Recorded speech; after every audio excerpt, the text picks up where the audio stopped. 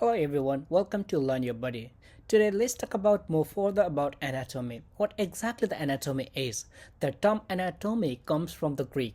Is ana, which means up, and tom, and means cut. So meaning to cut apart. It is the scientific study of the structure of the human body and the relationship between the body parts. Anatomy helps us to understand what structures are in the body, where they are located, and how they are connected. So, if we talk about two major subdisciplines of anatomy, one is gross anatomy, which is macroscopic anatomy, which studies of the body structure visible to naked eye, includes organ, muscles, bones, and system. Studies through the dissection models and surface observation. So, if we talk about the microscopic anatomy, it is the study of a structure too small to be seen without microscope. It includes histology, which is study of tissue, and catalogy, the study of cells. So now let's talk about the structural organization of the human body. So the human body is organized into 6 levels from the simplest to most complex. Its levels build up on the previous one. The first one is chemical level, which is the simplest level, includes atom, carbon, hydrogen, oxygen, and the molecules, example water, protein, and DNA. These chemicals form the building block of all matters. Cellular level, cells are the basic unit of life. Each cell is made of molecules and perform specific functions, example muscle cells, nerve cells, and red blood cells. Tissue level, tissue are the groups of similar cells that work together to perform a function.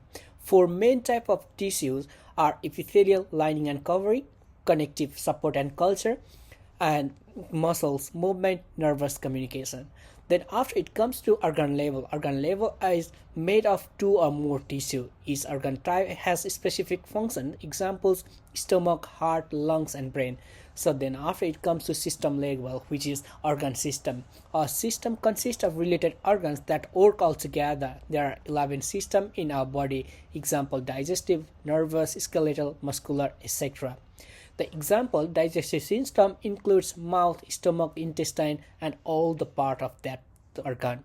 So in the final thing is whole body level. This is the highest level of organizations, and all systems work together to make a complete living human being.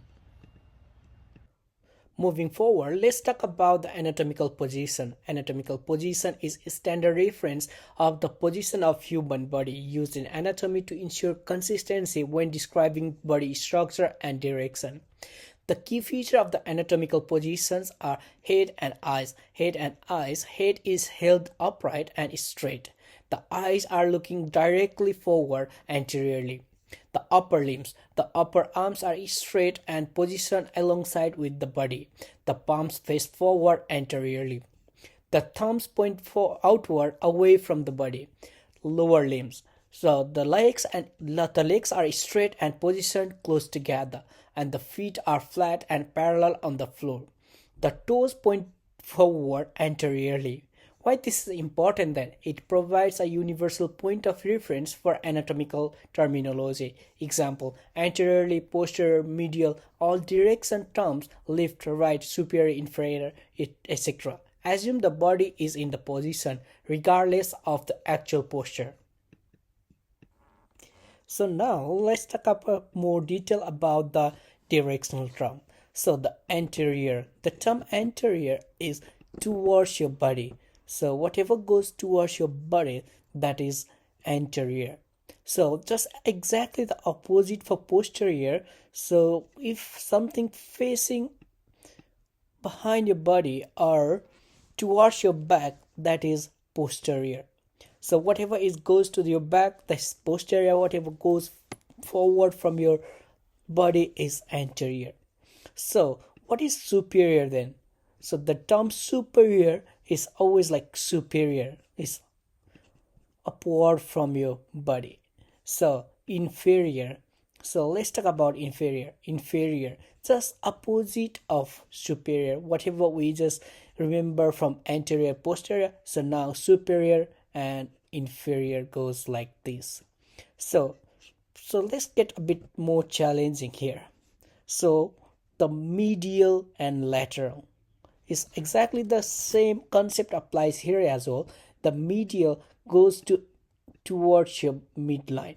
So let's say this is your midline of the body, so it goes towards your midline. So from both direction is towards your midline is medial. And for the lateral, let's say this is your lateral line and it goes away from your midline. So for the both direction away from your midline. So proximal. So proximal is a bit confusing and distal is a bit confusing as well. If you understood one, you'll be able to understand another as well. So proximal is same as superior, but what is different is your knee is proximal to your toe and your hip is proximal to your knee.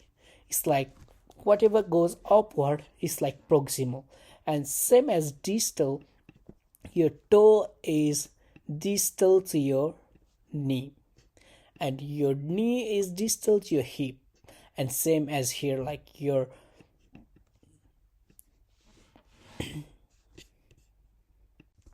So now let's talk about the body planes. So there are three anatomical body plane.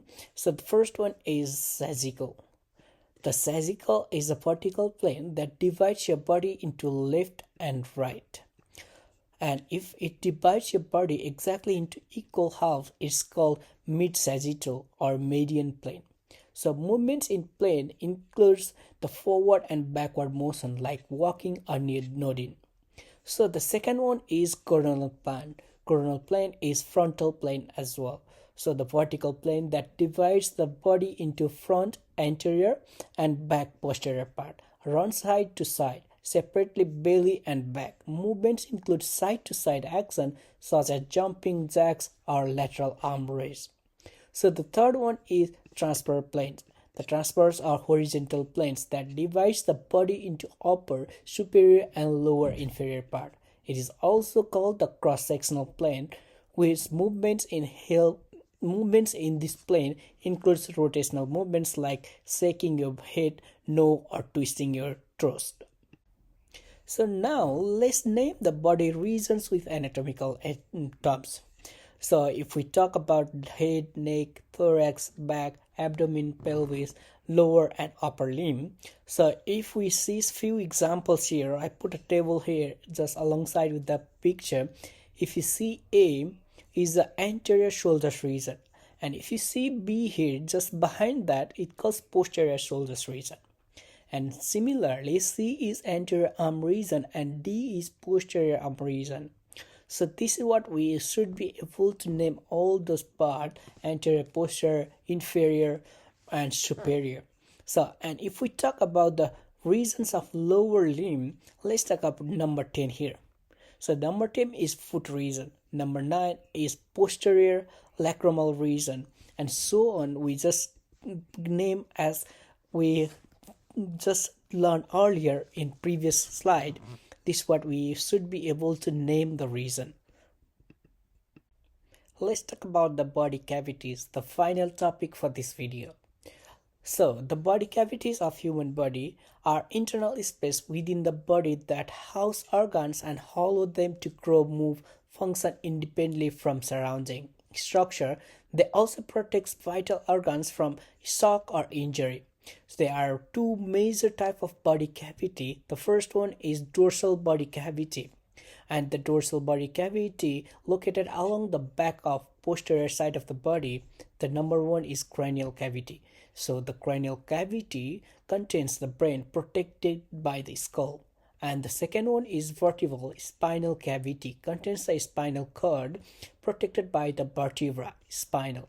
And the number two, ventral body cavity, is the largest one, located on the front of anterior side of the body, divided into two major parts. The first one is thoracic cavity, and it is located above the diaphragm, contains heart, lungs, enclosed by the ribs. And the second one is abdominopelvic cavity, which is located below the diaphragm, divided into abdominal cavity, contains stomach, liver, intestine and kidneys, etc.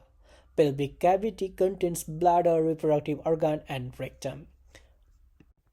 And this is the end of today's session. I hope you like the videos. Please subscribe for more health anatomy and health related videos. Learn your body, system, physiology, anatomy, and body health. Thank you.